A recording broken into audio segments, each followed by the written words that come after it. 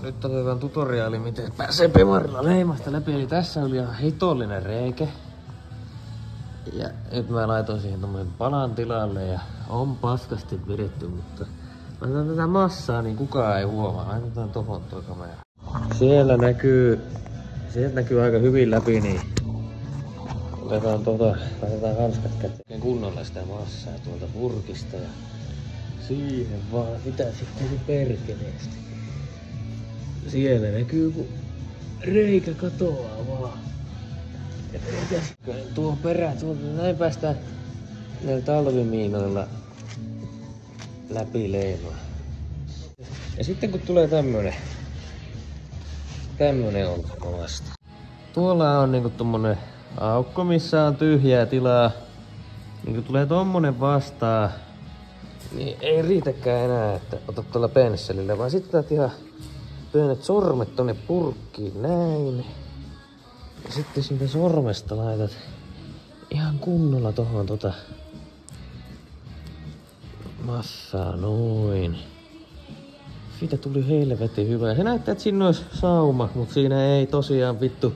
Tuolta matkalta ei oo yhtäkään vitun saumaa. Eli se on ihan helvetin hyvä. Ja sit toi pitää itse asiassa viedä. Se on mun sitä tyhmän näköinen, kun se on tolleen niin. Täytyy sekin tällä massalla vielä. Mennään tosta pensselistä sitä. Siihen ihan älyttömästi tarvii. Ei sitä ei nyt tuu hyvää. Tossa nähdään tommonen reikä, niin sitähän me ei haluta. Sinne ei nyt sinänsä ole mitään väliä, koska tähän ei näy mistään.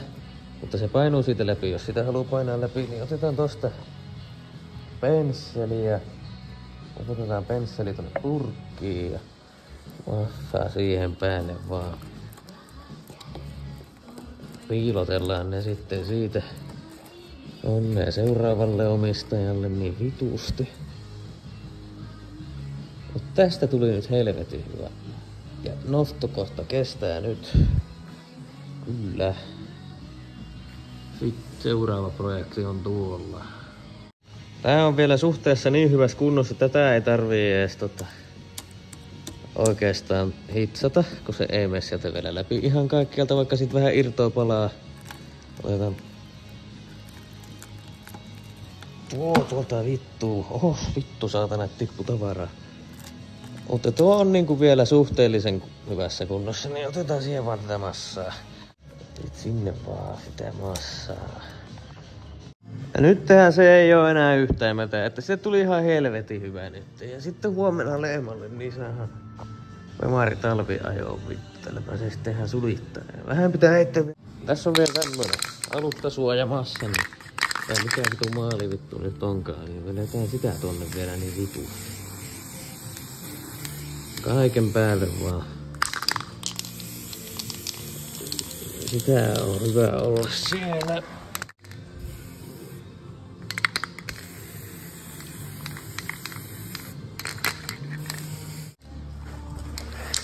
Sitten tähän oikein kunnolla.